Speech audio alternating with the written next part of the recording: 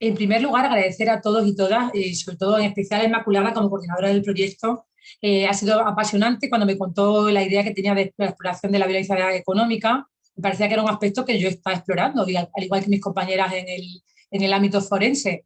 De todas maneras, cuando me puse a investigar sobre el tema, a hacer lecturas, a hacer revisiones bibliográficas, me di cuenta que realmente es un aspecto bastante inexplorado, que yo sí que tengo en cuenta en mis exploraciones forenses, pero no obstante, hay muy poca literatura, está muy poco delimitado el fenómeno y es un tema sobre el que yo creo que nos hace falta todavía reflexionar y abordar desde diferentes esferas. Yo, en primer lugar, os quería hablar, voy a poneros un índice de lo que os quería hablar esta tarde. Os quería explicar un poquito mi contexto de evaluación, que es diferente al contexto que ha explicado Ana. Mi contexto es forense, aunque yo trabajé, como os he dicho anteriormente, como trabajadora social en instituciones penitenciarias, conozco perfectamente el ámbito asistencial, pero ahora me toca explicaros el contexto forense. En el contexto forense, la evaluación psicológica, en este caso, tiene una perspectiva muy específica, que os voy a explicar exactamente en qué consiste, pero quería hacer diferentes perspectivas para, antes de abordar la violencia económica, situaros un poquito. Os quería explicar un poco la diferencia entre la relación disfuncional y la violencia psicológica. Hay diferencias entre una y otra que tenemos que contemplar siempre que abordamos un fenómeno de estas características, un asunto del ámbito penal. Nosotros sí que tenemos en cuenta, tanto yo como mis compañeras, porque es un tema recurrente que hablamos en los congresos y en todas las convenciones que hacemos, evaluamos la violencia física, aunque es cuestión del médico forense, pero siempre se pregunta, para contextualizar la historia de violencia, si existe violencia física, psicológica, sexual y económica. A continuación hablaremos un poquito de la operativización de las variables que queremos medir, que es en este caso la violencia económica. Tenemos que saber si es un ente propio, violencia o abuso. Es cierto que todavía no tenemos claro el tema de la terminología, si es coincidente con un abuso o con una violencia como tal. Quería hablaros un poquito también brevemente de la valoración de riesgo, porque considero que la violencia económica y todos los factores relacionados con el tema de patrimonio están muy relacionados con la valoración del riesgo de violencia. Voy a hablar brevemente, no voy a extenderme, pero sí que quiero hacer un par de matices para comentar un poco cómo lo hacemos. A continuación, la violencia económica, las consecuencias psicológicas, retos que me parecen interesantes a tener en cuenta dentro del ámbito de la violencia económica y unas breves conclusiones. Bueno, en primer lugar, nuestro ámbito de evaluación psicológica forense, quería comentaros que yo hago la exploración conjuntamente con una trabajadora social. Hacemos la entrevista conjuntamente, pero después luego cada una de nosotras elaboramos un informe. Ella el social, yo elaboro el informe psicológico y cada uno lo defendemos de manera individualizada en el juicio. Pero en primer lugar, la evaluación psicológica forense es necesario realizar una comprobación de que existe esa violencia psicológica que se ha alegado, en este caso, psicológica, o en este caso económica, que vamos a hablar si se van de la mano o van diferenciadas. Hay que comprobar si existe un daño que ha supuesto un menoscabo psicológico en esa persona.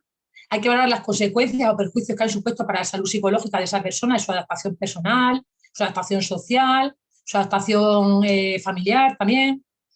Establecer un nexo causal es fundamental en el ámbito forense, que establezca este nexo entre la violencia descrita por parte de la persona denunciante y la sintomatología descrita, y ver si esa sintomatología es compatible con las características del maltrato referido. Ese es realmente nuestro punto central de la evaluación. Y por último, quería comentaros que en el contexto forense es un aspecto que en el ámbito asistencial no se tiene en cuenta para nada, porque yo hablo con muchísimas compañeras del ámbito asistencial, oficinas de asistencia a víctimas, coordinadoras de víctimas de subdelegación de gobierno. Claro, ellas no tienen en cuenta el aspecto de la simulación o la disimulación. Nosotros en el contexto forense sí que tenemos que valorarlo, porque nosotros partimos de la objetividad y la imparcialidad. Los jueces confían en nuestros informes porque vemos denunciante y denunciado y vamos a establecer un diagnóstico de compatibilidad entre la situación denunciada y la violencia de género denunciada y las consecuencias psicológicas o personales que tiene para esa mujer. Entonces, tenemos que sospechar también la posible simulación o disimulación. Por ejemplo, la simulación, sabemos todos que es la exageración de síntomas para intentar aparentar una situación empeorada de su situación psicológica, y la disimulación sería todo lo contrario. Es presentar una imagen de menor psicopatología o menor deterioro, por ejemplo, para evitar consecuencias respecto a temas de custodia o otro tipo de situaciones, porque a lo mejor quieren volver con la persona denunciada. Tenemos que estar todo este tipo de fenómenos porque en nuestro caso es muy importante. ¿Qué expresiones de la violencia tenemos que tener en cuenta? Son fundamentales diferenciar dos tipos de violencia. Consideramos la violencia impulsiva como una violencia expresiva, que es fruto de sentimientos de ira, no es planificada, por eso comentamos que es impulsiva, refleja dificultades en el control de impulsos o en la expresión de los afectos y es frecuente el arrepentimiento espontáneo después de un arrebato impulsivo. Por ejemplo, gestos autolíticos, incluso el suicidio. Lo vemos en los medios de comunicación, como determinadas relaciones que terminan en el fallecimiento de mujeres víctimas, terminan posteriormente en el suicidio. Estas coinciden fundamentalmente, principalmente, con este tipo de violencia más expresiva, motivada por ira, más impulsiva, que queremos diferenciar del aspecto instrumental de la violencia. El aspecto instrumental se refiere más a una conducta más planificada, no es impulsiva, es muchísimo más fría, implica un profundo grado de insatisfacción personal, un profundo grado de dependencia emocional muchas veces, no resuelta. Sobre todo, la violencia instrumental tiene una motivación de poder sobre la otra persona. En este caso, esta sí que coincide con la violencia de género per se, de la consideración del varón con superioridad sobre la mujer. No genera sentimientos de culpa. En este sentido, nos relacionamos más con aspectos más psicopáticos, más de personas con trastornos antisociales de personalidad, y es mucho más grave que la violencia impulsiva. Si bien determinados estudios que se han hecho a nivel internacional vienen a concluir, según diversos metaanálisis, que la violencia impulsiva y expresiva aglutina alrededor del 80% de la violencia sobre la mujer, frente a la instrumental, que es mucho más bajo el porcentaje. Hay que tenerlo en cuenta a la hora de hacer la valoración de la violencia, porque es muy importante determinar desde dónde viene ese tipo de violencia para poder delimitarla y poder comprenderla mejor. Otro aspecto importante que quería comentaros es la diferencia entre una relación disfuncional o una violencia psicológica. A veces en el juzgado nosotros no hablamos de denuncias verdaderas, denuncias falsas, no. En este caso hablamos de relaciones violentas o relaciones disfuncionales. Ahora os comentaré un poco la tipología que solemos seguir, el ámbito un poco desde los compañeros del Ministerio de Justicia. La relación disfuncional se centraría un poco más en el deterioro o la desaparición del afecto en la relación de pareja, en frecuentes disputas o deseos de finalizar la relación, de relaciones con desafecto, con deterioro, y suele ser, los episodios de violencia se producen en una situación crítica dentro de procesos contenciosos de ruptura. Aparecen a lo mejor pequeños episodios situacionales, insultos, incluso alguna situación puntual de violencia leve, que no implica asistencia médica, y no se considera desde nuestro ámbito violencia psicológica, a diferencia a lo mejor de otros ámbitos existenciales, que en juicios, por ejemplo, nos hacen confrontaciones de peritos, que todos sí que lo consideran violencia psicológica. En nuestro caso, hacemos mucha diferenciación entre la relación disfuncional o la relación violenta. La relación violenta es más intensa y permanente, es continuada, suele ser intencional. Y puede generar consecuencias clínicas negativas en la mujer, pues ansiedad, depresión, trastorno del sueño y la alimentación, deterioro de la autoestima, trastorno de estrés postraumático y una multiplicidad de consecuencias cognitivas, emocionales y conductuales. La ley, brevemente, como ya lo habéis comentado anteriormente, habla en su artículo 1 de una manifestación de la discriminación, la situación de desigualdad y relaciones de poder de hombres sobre las mujeres, y se establecen medidas de protección integral, que en este caso por eso es tan importante abordar este fenómeno de la violencia económica desde la protección integral, porque es un fenómeno multicausal, pero lo que comprende la ley es todo acto de violencia física y psicológica, incluidas las agresiones a la libertad sexual, las amenazas, las coacciones o la privación arbitraria de libertad. ¿Qué ocurre con la violencia económica? Que donde yo pensaba que teníamos claro el tema del abordaje, desde la propia ley no se contempla como tal. Parece que se queda subsumida dentro de la violencia psicológica cuando parece que sí que tiene un ente propio o sí que podemos delimitarla aún más como violencia económica. Bueno, según la macroencuesta, un profesor mío de matemáticas, de economía, nos decía que la encuesta es la verdad más mentirosa. Pero en este caso, por hacer un poco un embudo sobre el tema de la violencia económica, a ver cómo las administraciones públicas la han delimitado, sí que la macroencuesta de 2015 habla claramente de violencia física, violencia sexual, violencia económica, perdón, violencia psicológica de control y emocional, hace esa diferenciación, y violencia económica como un ente independiente. No obstante, nos encontramos con la macroencuesta, yo las estuve comparando ambas, he estado revisando ampliamente, ya os digo, todo el tipo de literatura que había, y me encuentro que la macroencuesta de 2019 sí que habla de la violencia de pareja actual y parejas pasadas, y sí que contempla la violencia física, sexual, psicológica y económica. ¿Qué pasa? Que amplía a violencia fuera de la pareja, física y sexual, acoso sexual y acoso reiterado, y lo que se denomina stalking, para introducir otro tipo de violencia del Convenio de Estambul. Los resultados brevemente, la macroencuesta de 2015 se hacían 3 preguntas, no le deja o no le dejaba trabajar o estudiar fuera del hogar. Encontramos que 0,5% era los últimos 12 meses y 4,9% a lo largo de su vida. Se niega o se negaba a darle dinero para los gastos del hogar, 1,5 12 meses frente a 6,9 a lo largo de su vida. Y la tercera pregunta que preguntaba, valga la redundancia, es: ¿le impide o impedía tomar decisiones relacionadas con la economía familiar y o realizar compras de manera independiente? 1,7 en los últimos 12 meses frente a 7,2 a lo largo de su vida. Resalta claramente esta macroencuesta de 2015, se encuentra un mayor porcentaje en mujeres mayores de 60 años, nacidas en otro país, nivel de estudios bajo, y pongo un interrogante, ahora explicaré por qué, y que no trabajaba fuera de casa. Y nosotros en el ámbito forense sí que nos encontramos mujeres con niveles de estudios, es verdad que quizá más bajos, de primaria y secundaria, pero sí que nos encontramos también con muchas mujeres que denuncian violencia de género con niveles medios y niveles altos. Entonces sí que quiero recalcar que quizá este tema está cambiando.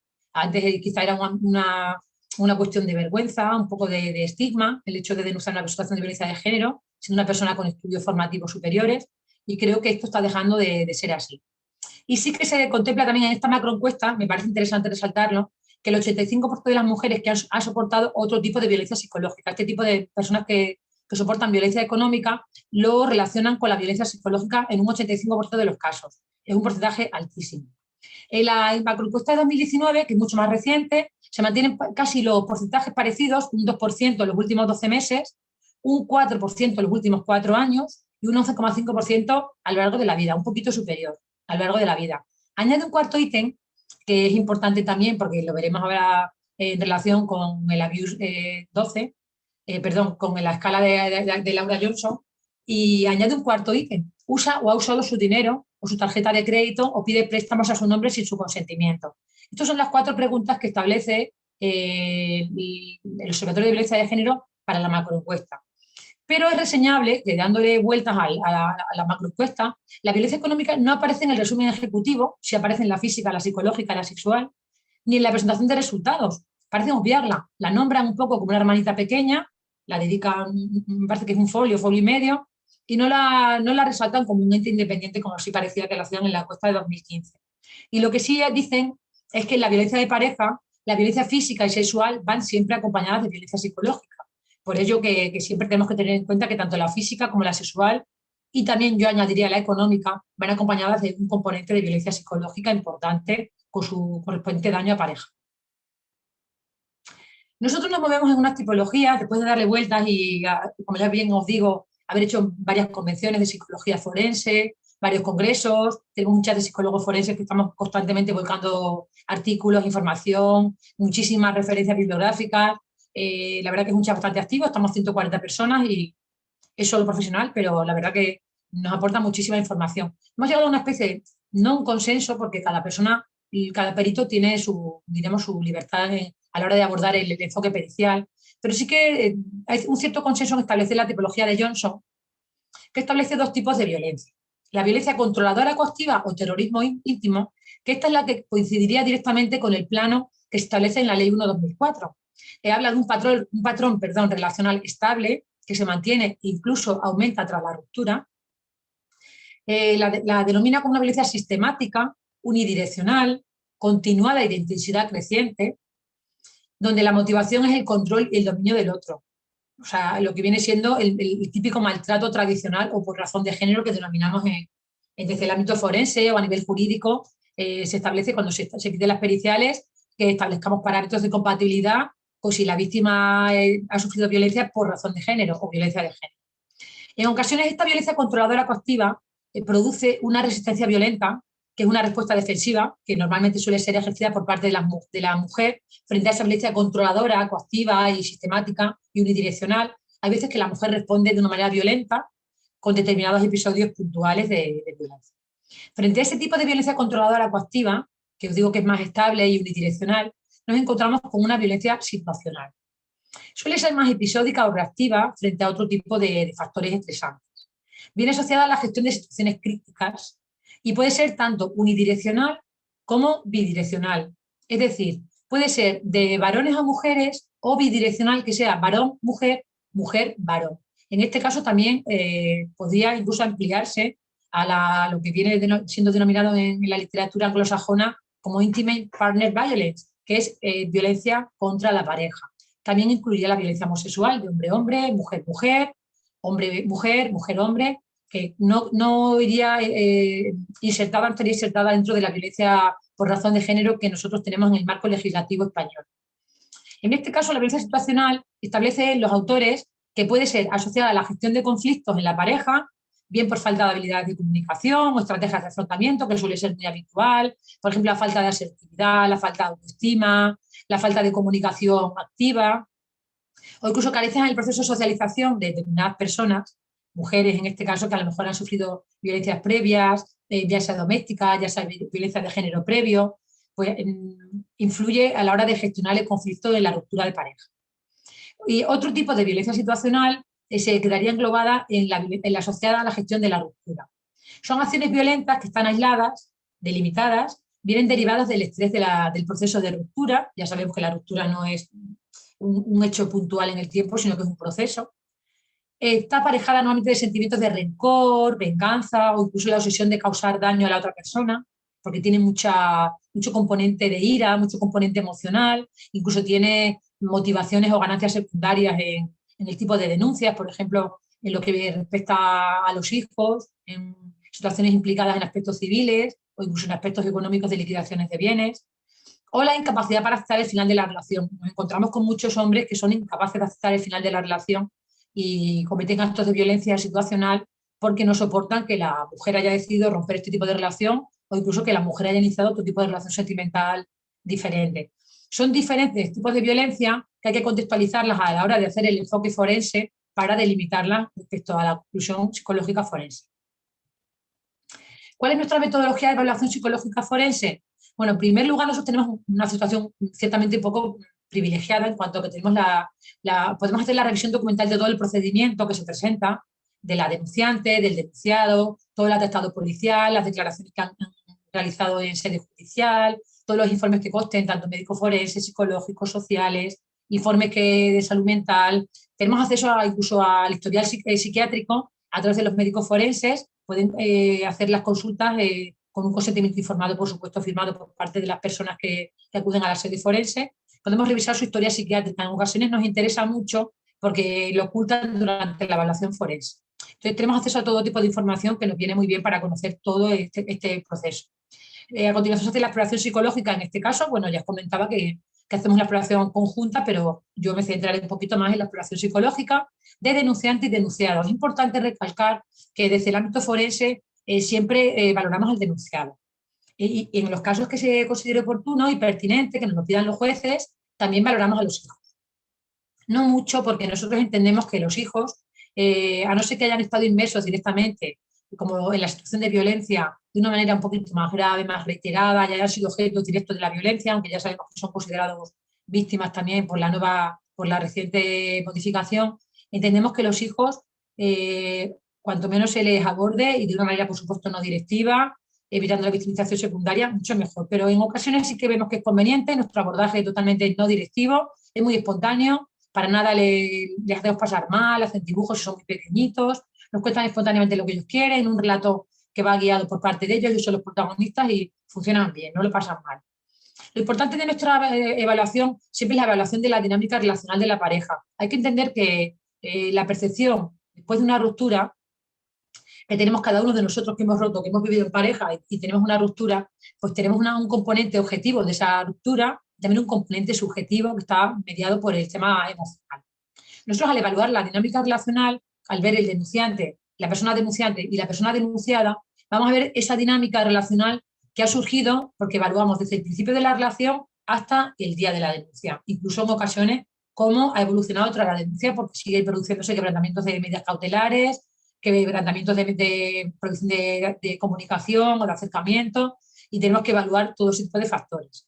Valoramos también el entorno de otras fuentes de información importantes. Hablamos con profesionales de servicios sociales, profesionales de salud mental, de colegios, maestros, orientadores. Tenemos acceso a muchísimo tipo de información porque cuando llegamos del juzgado sí que tenemos muchísima receptividad por parte de los compañeros, de los profesionales. Y la observación conductual es muy importante, también las manifestaciones conductuales, no verbales, la congruencia emocional, la coherencia que muestran durante la exploración es fundamental, la tenemos muy en cuenta.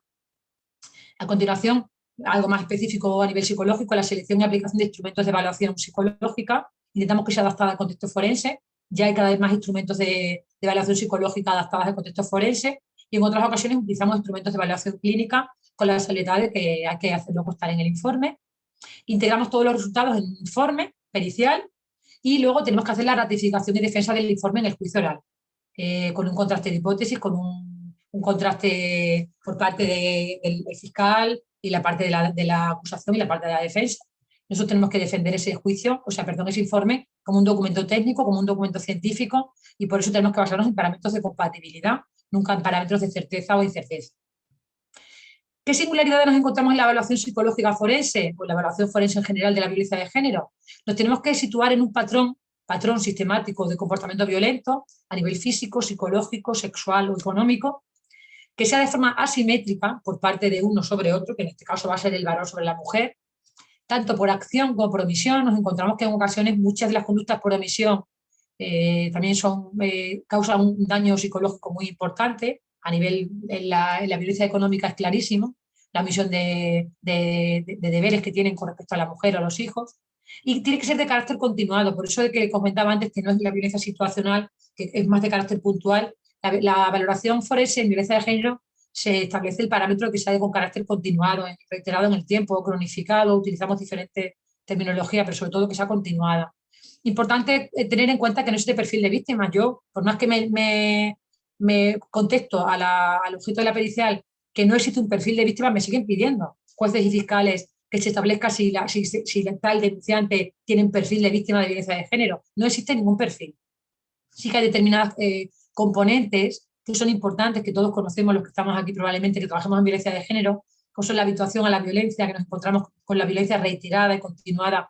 Hay mujeres que se han ido habituando, minimizan esos indicadores de violencia porque consideran que es lo que les ha tocado vivir, que es una cosa, no conocen otro parámetro relacional previo, con lo cual es su primera y única pareja que han tenido, por lo tanto se van habituando, aprenden a no defenderse, entienden que muchas veces te lo dicen textualmente, hiciera lo que hiciera, daba igual, la agresión venía, porque si me defendía porque me defendía, si no me defendía porque no me defendía, aprendí a no defenderme, aprendí a no decirle nada, quisiera lo que quisiera. Esto se da mucho en la violencia sexual, porque en un primer momento sí que conlleva una resistencia activa por parte de las mujeres, pero después ya lo que ellas dicen es cedí.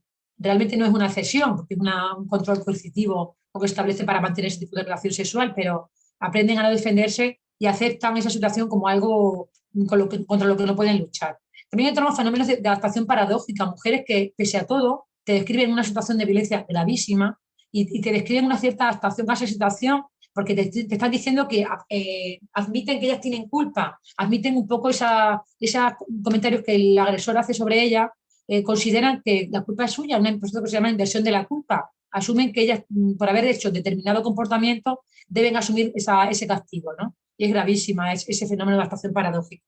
Lo que comentaba anteriormente, la sobresimulación, porque en ocasiones también hay que tener en cuenta que se hace una sobresimulación de la sintomatología, porque se confunde con factores estresantes, se confunde con otro tipo de ganancias secundarias, como puede ser, o motivaciones secundarias, el tema de los niños, el tema de una lucha de poder respecto al tema de la separación, de no quedar por debajo de la otra persona. Hay que detectar claramente también ese tipo de motivaciones o ganancias secundarias.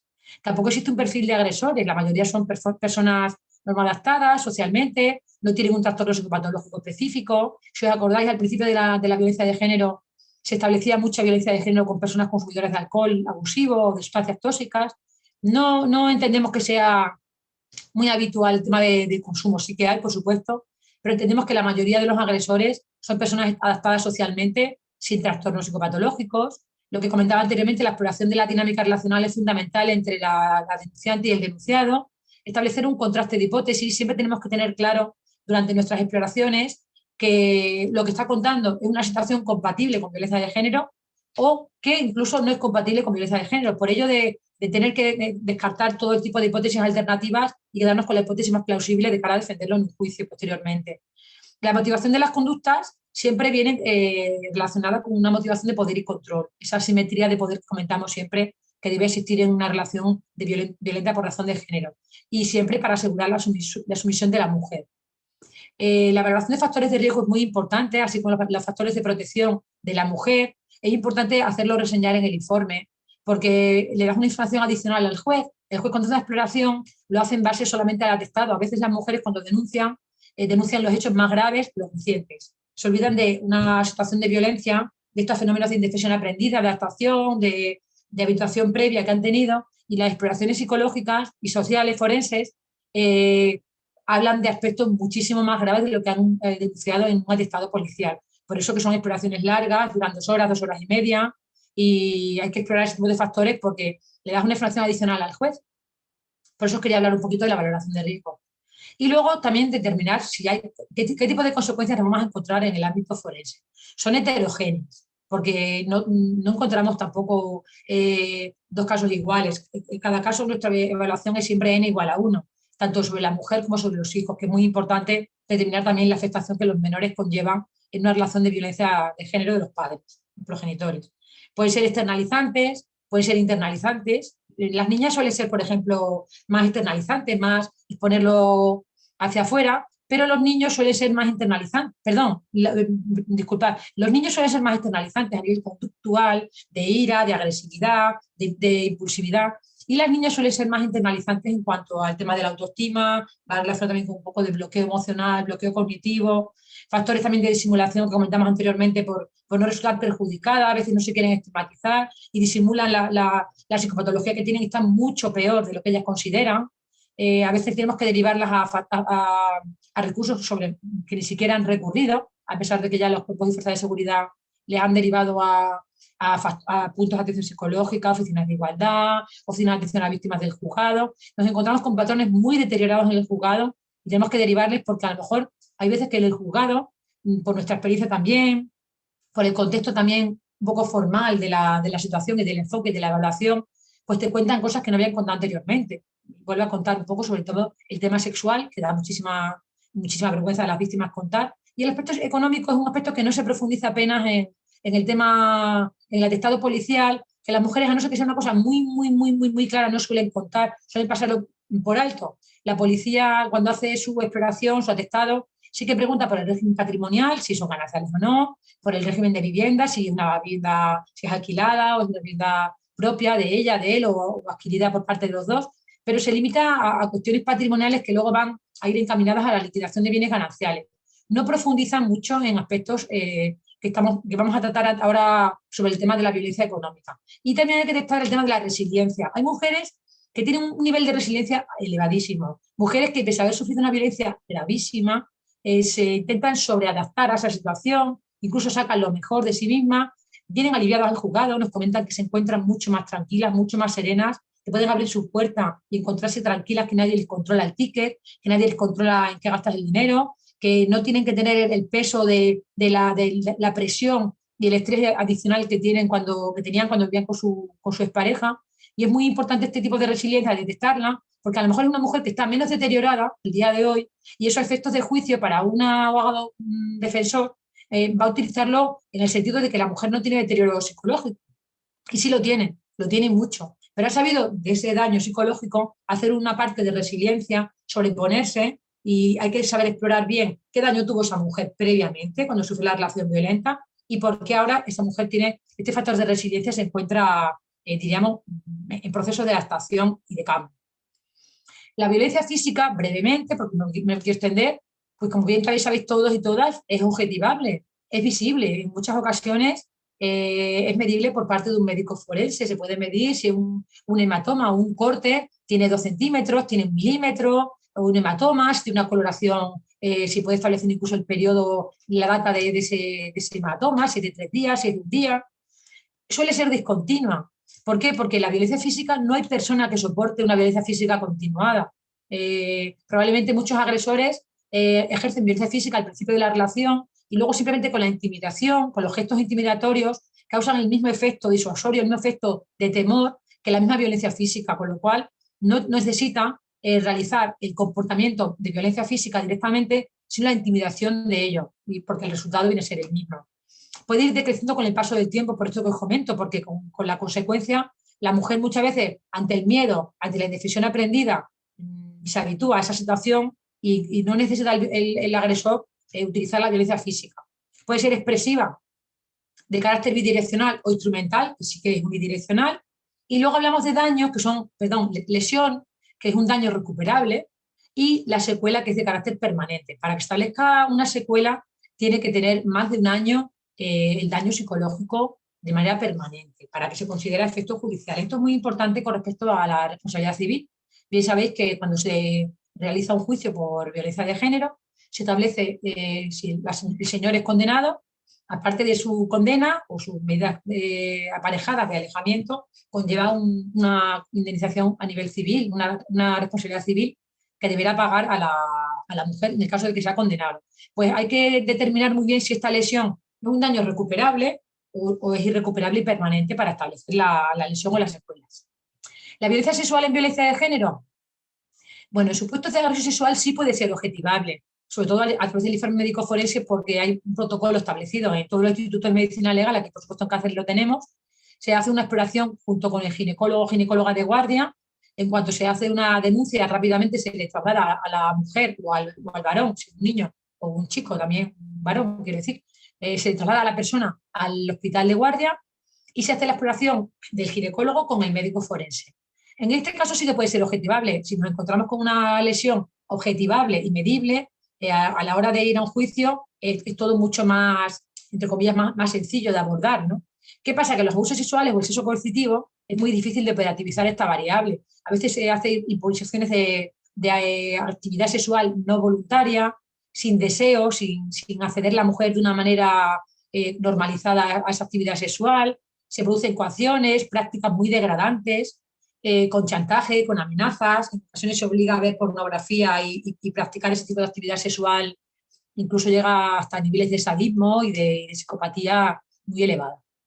Entonces es muy importante abordar este aspecto que quizá a lo mejor en el atestado policial se pasa un poco de puntillas porque la mujer lo que está centrada es en romper esa relación violenta. Y entonces la pregunta es, ¿usted ha sufrido una agresión sexual? A veces dicen no, porque no lo identifican como una violación como tal. Nosotros abordamos este aspecto con mucha delicadeza, siempre hacia la mitad de la exploración o hacia el final de la exploración la abordamos, porque entendemos que el sexo coercitivo es una actividad, perdón, es una conducta violenta muy grave con unas consecuencias psicológicas muy marcadas. La violencia sexual también es discontinua. Es cierto que raramente es condenable en el ámbito de la violencia de género. Tiene que estar probada la intimidación y la violencia para que sea condenable o incluso que haya un informe médico forense. Es complicado porque en ocasiones yo he leído muchas sentencias de violencia de género que queda también la violencia de género, al igual que la económica, perdón, la violencia sexual, perdón, al igual que la económica, a veces queda subsumida en la violencia psicológica. Y yo creo, desde mi punto de vista, que raramente es condenable, o si es condenable, la condena es muy inferior a si es cometida por parte de una persona fuera de la pareja.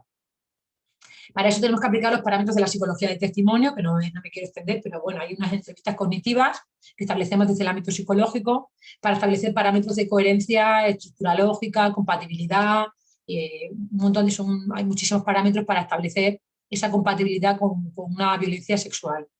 Y claro, otra vez nuevamente nos encontramos con las lesiones o las secuelas, como comentaba anteriormente, tanto físicas o psicológicas de la violencia sexual.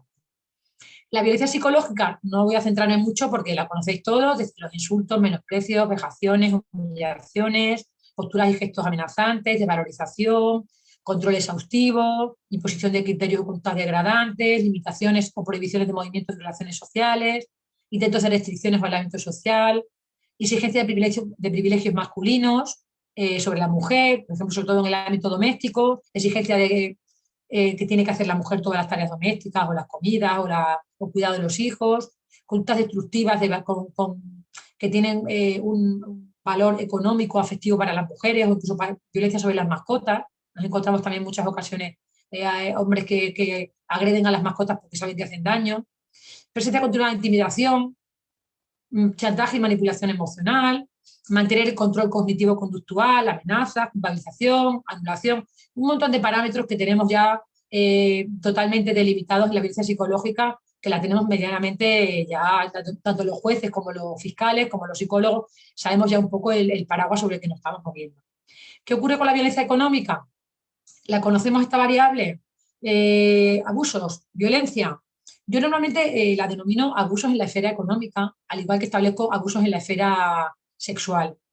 En ocasiones sí que en las conclusiones forenses, cuando es un patrón sistemático, reiterado, cronificado y grave, sí que hablamos de violencia en todas sus esferas, pero es cierto que, por lo que comentaba anteriormente, para considerarla como un ente dentro de la violencia económica, dentro de la violencia de género como tal, quizás sí que coincido con el título del seminario, un aspecto inexplorado, un aspecto que tenemos que investigar más y hay que profundizar más para que se considere como un ente autónomo, ¿no?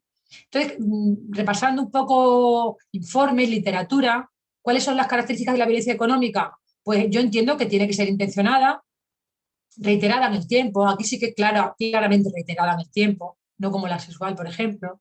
Es un instrumento de poder y control nuevamente, se suele establecer una simetría clara entre el varón y la mujer, pretende socavar los intentos de autonomía de la mujer, incluye comportamientos de aprovechamiento, dominio y anulación, implica muchísimo, por ejemplo, en el tema del aspecto económico y el empobrecimiento de la mujer o de los hijos, implica muchas otras áreas que limita su funcionalidad y sus movimientos a nivel adaptativo, ¿no?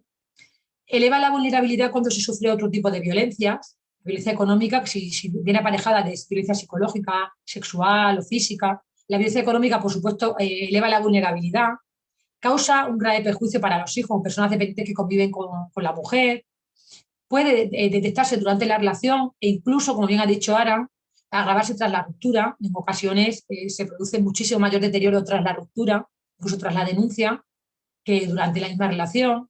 Y su existencia, la existencia de violencia económica, facilita otras formas de violencia. En los instrumentos de evaluación de violencia económica en España no contamos con un instrumento específico de evaluación de la violencia económica como tal. Partiendo de la escala de abuso económico Abuse 12 de Laura Johnson, que ellos hablan de Intimate Partner Violence, en realidad hablan de supervivientes de la violencia contra la pareja. No sé, aunque las participantes son mujeres supervivientes, no establecen claramente el patrón que hemos comentado anteriormente que tenemos de conceptualización en España del varón sobre la mujer, sino de violencia contra la pareja. Sus tres indicadores, como bien ha explicado ahora, no voy a pararme, los quiero reseñar simplemente para establecer un poco lo que yo evalúo en el ámbito forense. Explotación económica, tácticas que intencionadamente perjudican a la pareja en su economía o endeudamiento forzado.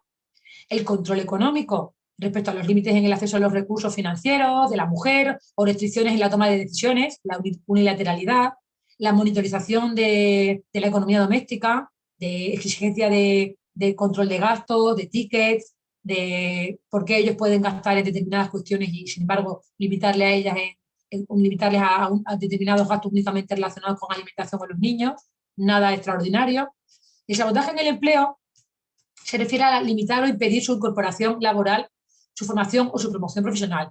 Quiero hacer reseñar en este aspecto, en este punto de sabotaje en el empleo, las diferencias elevadas que existen a nivel cultural y en función de la variable edad.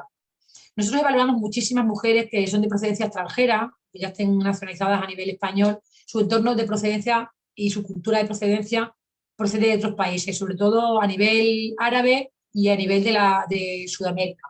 Nos encontramos con patrones de diferencias respecto a hombres sobre mujeres que sí que limitan el acceso al mercado laboral de las mujeres. No nos encontramos tanto a nivel de nuestro ámbito, a lo mejor de personal de nacionalidad española. Lo que sí estamos viendo claramente en parejas muy jóvenes es que les impiden su formación o su promoción profesional. Niñas con 20, 22 años que están estudiando sus carreras universitarias o su máster o quieren formarse para ampliar conocimientos, encontramos muchísima limitación para esa promoción profesional o incluso su formación, que les dicen que para qué va a estudiar si no necesita, que él ya va a proveer los recursos económicos a la pareja. Y es muy significativo hacerlo, tener en cuenta cómo parejas jóvenes cercenan esta posibilidad de formación o de promoción a chicas jóvenes que le va a afectar y le va a pesar durante toda su vida.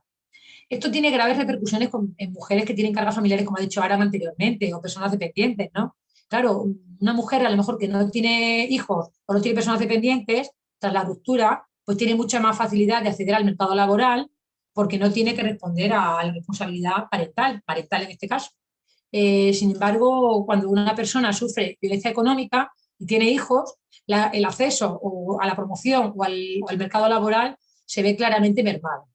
Y luego hay que tener en cuenta también a la hora de evaluar la violencia económica, nos encontramos también muchos casos de personas que tienen adicciones, ludopatías, trastornos de personalidad o trastornos psicóticos que afectan a la violencia económica, por ejemplo, trastornos de personalidad tipo límite o narcisista, sí que llevan aparejado un componente de impulsividad elevado, los casos de trastornos límites, de un gasto desmesurado, personas que tienen, por ejemplo, trastorno bipolar, la fase hipomaníaca también comporta a veces unos gastos muy exagerados, muy superiores a lo que su nivel económico le puede permitir, ludopatías, que a veces nos estamos encontrando con parejas jóvenes que tienen una adicción al juego importante a raíz del crecimiento de las salas de juego que nos estamos encontrando.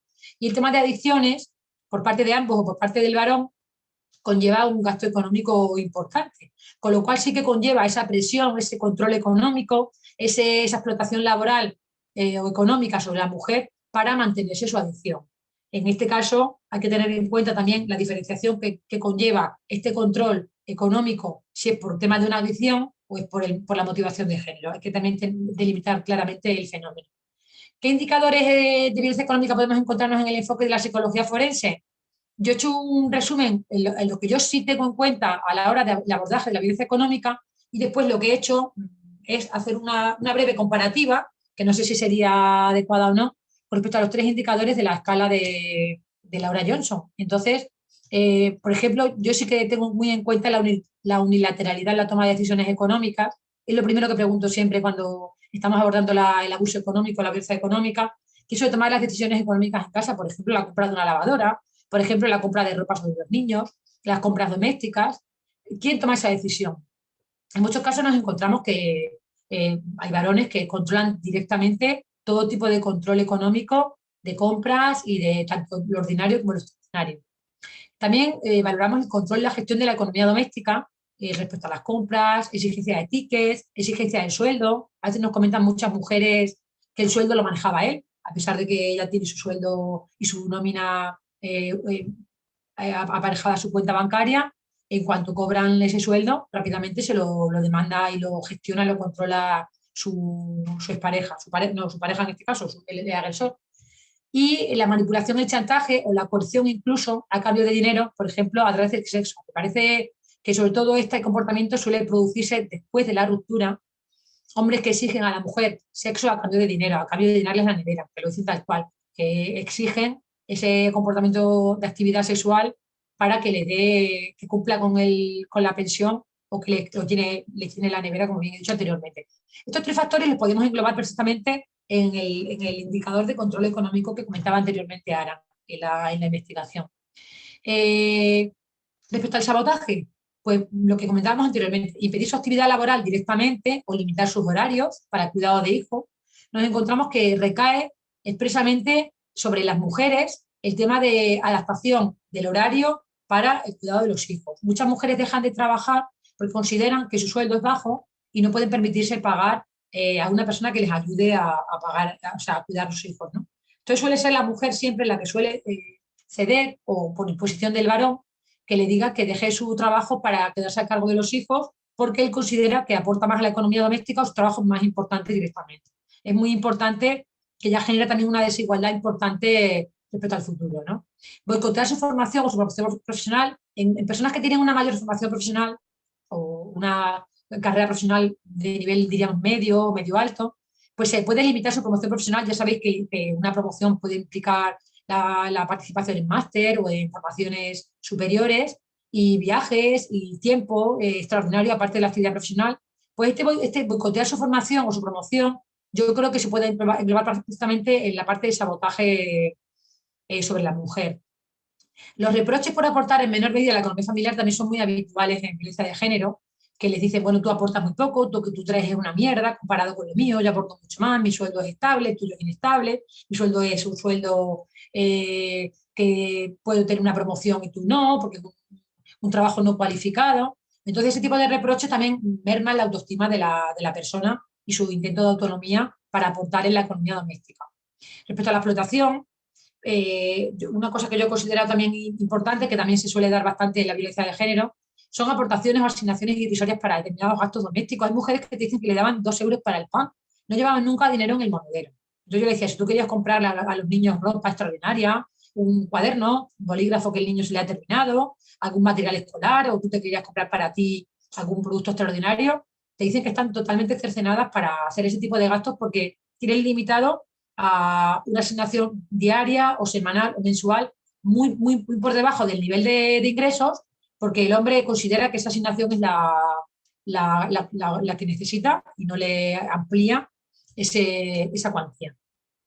El aprovechamiento del patrimonio de la mujer también me parece interesante. Hay mujeres que a lo mejor tienen herencias familiares o sus padres le dan dinero para apuntar a la vivienda o a los gastos iniciales de la relación de pareja o incluso de los recursos públicos. Hay mujeres que tienen establecido que tienen que recurrir a los recursos públicos y eso es una función encomendada únicamente a la mujer, porque eso, diríamos entre comillas, le envía hacer ese tipo de demandas de recursos públicos para que lo reporte después en la economía doméstica. Eso es una forma también de explotación laboral. El endeudamiento intencionado a través de tarjetas o préstamos, también en parejas jóvenes estamos viendo mucho endeudamiento, tanto de, por ejemplo, préstamos hipotecarios, préstamos personales, préstamos para coches, 2, 3, 4 préstamos que una vez que se disuelve la relación de pareja, a lo mejor le había puesto el préstamo a nombre de ella porque él tenía una deuda aparejada y no quería figurar como principal usuario del préstamo y pone a la mujer como única demandante del préstamo y cuando se separan ella tiene que seguir continuando pagando ese préstamo de un coche o tarjetas que han pedido después de incluso de la ruptura. Generar sentimientos de culpa, dependencia económica o menor aportación a la seguridad social. También yo considero que es una explotación laboral, puesto que si una mujer realiza una menor aportación a la seguridad social, por ejemplo, en parejas se me ocurre de autónomos, que tienen, por ejemplo, un negocio pequeño, un bar, un comercio pequeñito, hay veces que él sí que se da de alta como autónomo, deciden que ella no se dé de alta porque ella tiene que trabajar igual que él, en el mismo horario y con las mismas obligaciones, pero que no quieren pagar durante la relación de pareja la aportación a la seguridad social y se ven, cumplen 65 años, se separan y no tienen nada cotizado, no pueden acceder a ningún tipo de pensión de jubilación y se encuentran con una renta básica de 480 euros, una RAI, y con eso prácticamente no pueden vivir. Tienen que depender de hijos y de recursos públicos, pero se encuentran en situaciones de miseria absoluta. Me parece que también es una forma de explotación laboral. Y luego, por último, la instrumentalización de los menores, que tiene implicaciones civiles y penales. En ocasiones, ya conocemos todos un poco el tema de la violencia sobre los menores para hacer daño a la mujer. Tiene una implicación, por supuesto, que sufren los niños.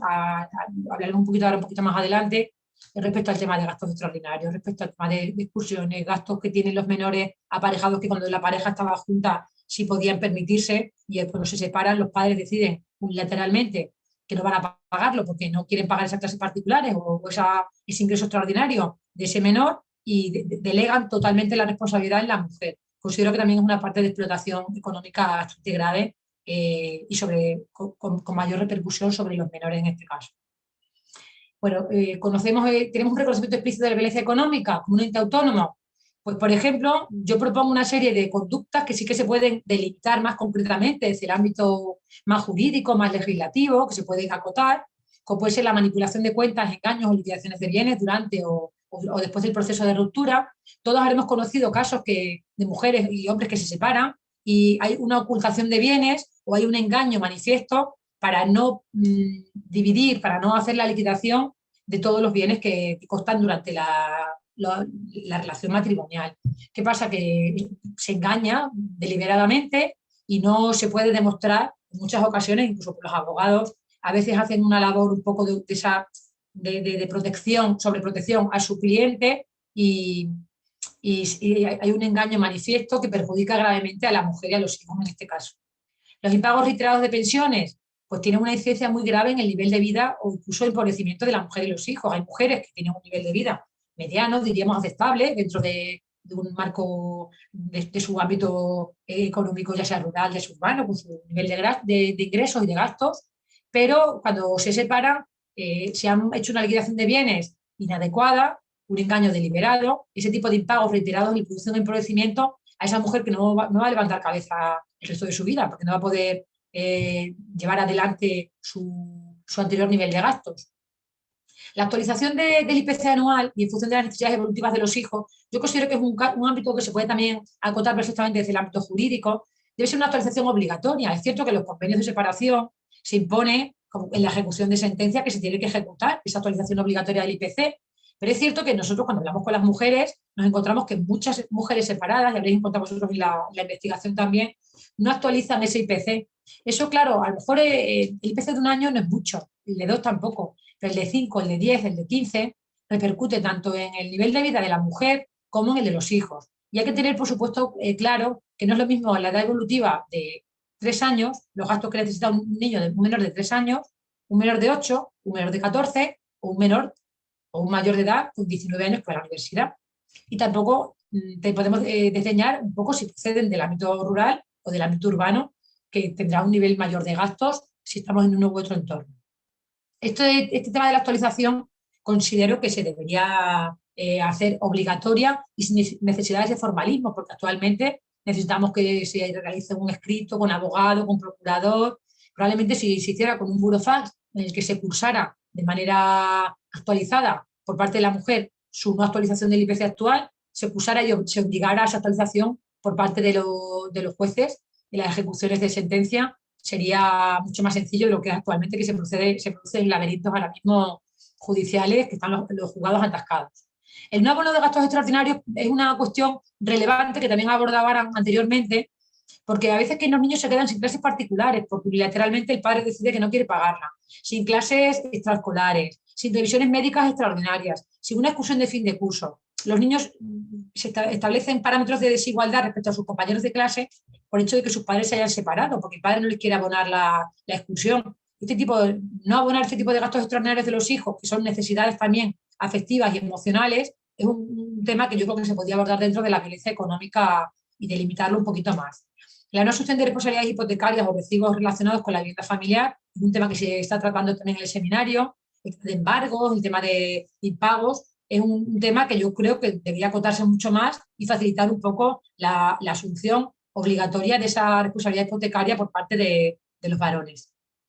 La privación arbitraria de la autonomía, por ejemplo, es una cuestión quizá más difícil de delimitar, pero yo me refiero con esto a no flexibilizar el régimen de visitas de las mujeres o los horarios para favorecer el acceso a la promoción profesional de la mujer. Hay mujeres que se ven congeladas en su promoción profesional porque el varón no quiere flexibilizar ese régimen de visitas o no quiere modificar ningún aspecto modificado en convenio. Una mujer se puede separar, un hombre, una pareja, en 2015 y en 2020 haber cambiado totalmente su situación. Si no se establece una modificación de medidas con abogado y con procurador, no se puede establecer un cambio y a lo mejor esa mujer se queda, como digo, congelada en su promoción.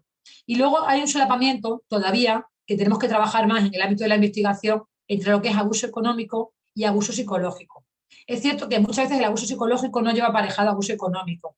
Considero que el abuso económico, en la mayoría de las ocasiones, por no decir todas, sí que lleva aparejado una consecuencia, un abuso psicológico.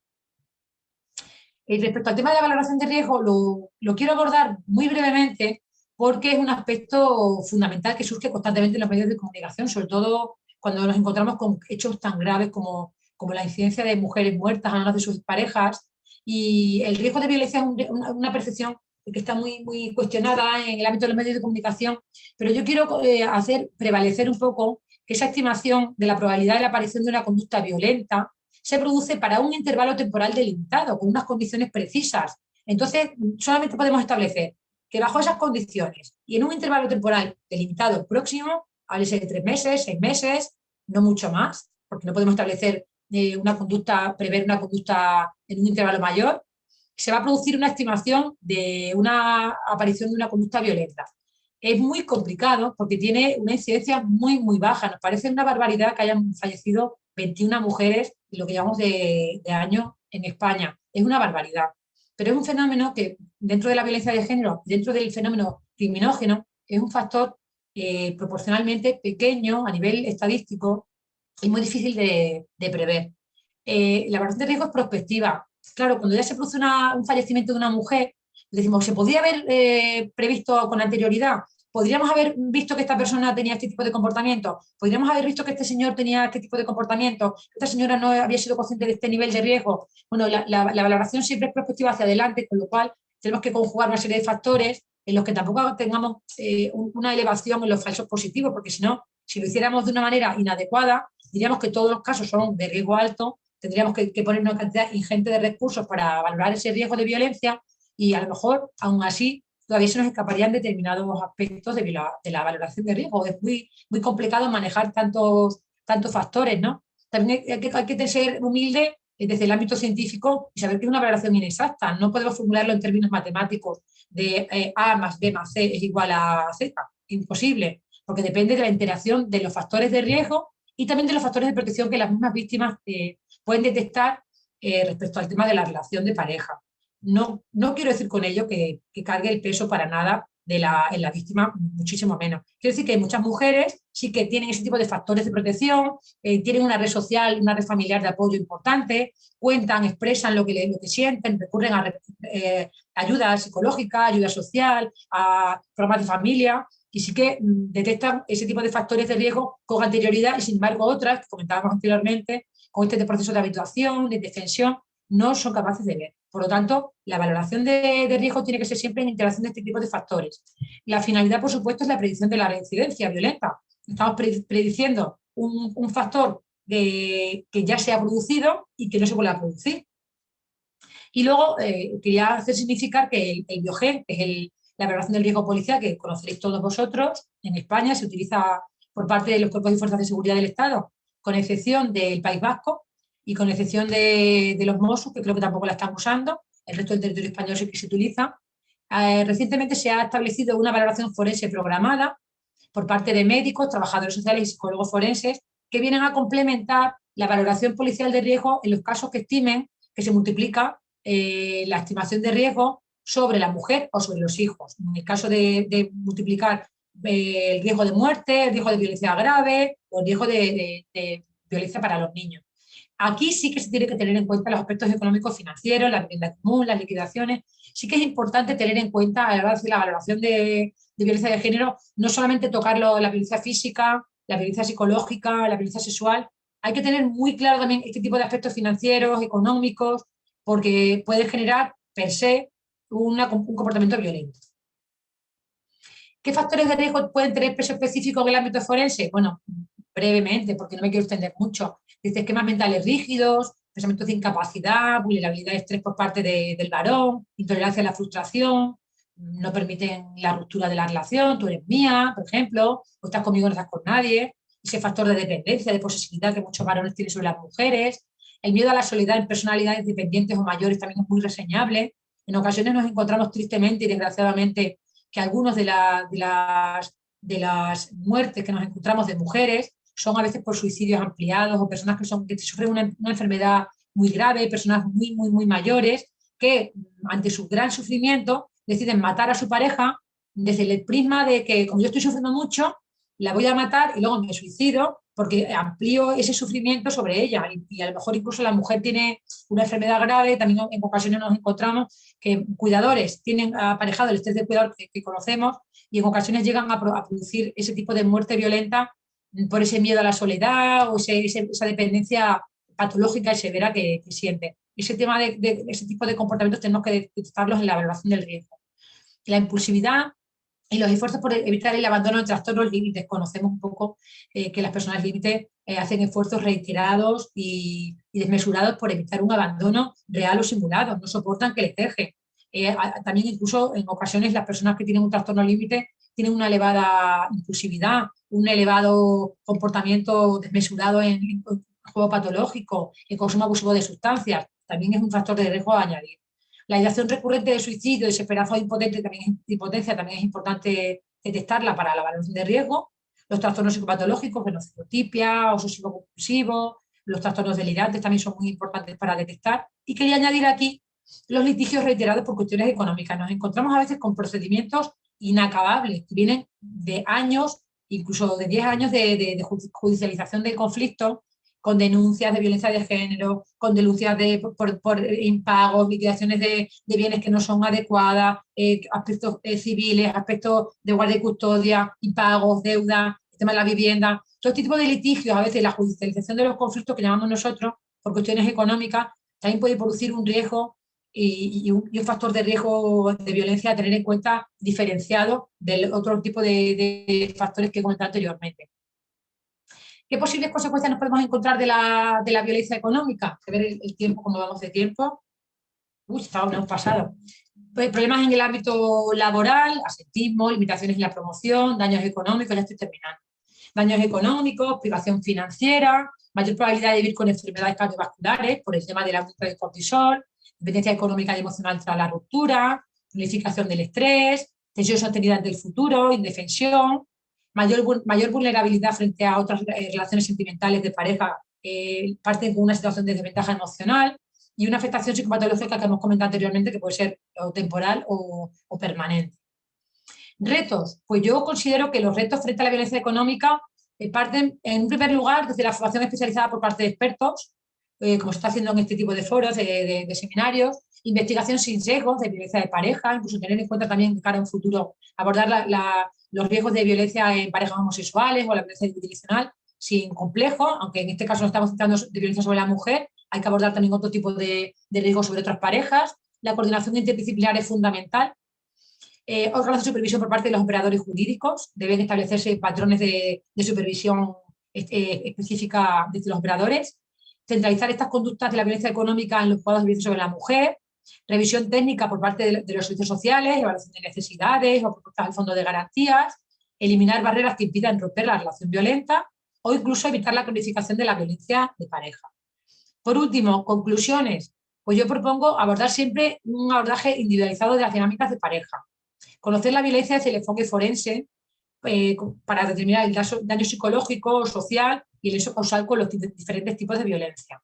La violencia económica tenemos que tener claro que debe ser intencionada, planificada y ser un instrumento de poder y control, delimitar los indicadores en violencia económica claramente, como hemos intentado hacer durante esta exposición y estáis haciendo a través del seminario, de los seminarios. Valoración del riesgo de violencia económica en violencia de género, me parece fundamental. ¿Qué consecuencias nos encontramos sobre la mujer y sobre los hijos o personas dependientes? La coordinación y la necesidad de formación especializada y la investigación, como está haciendo en este foro. Y perdón si me he extendido mucho y muchas gracias por vuestra atención.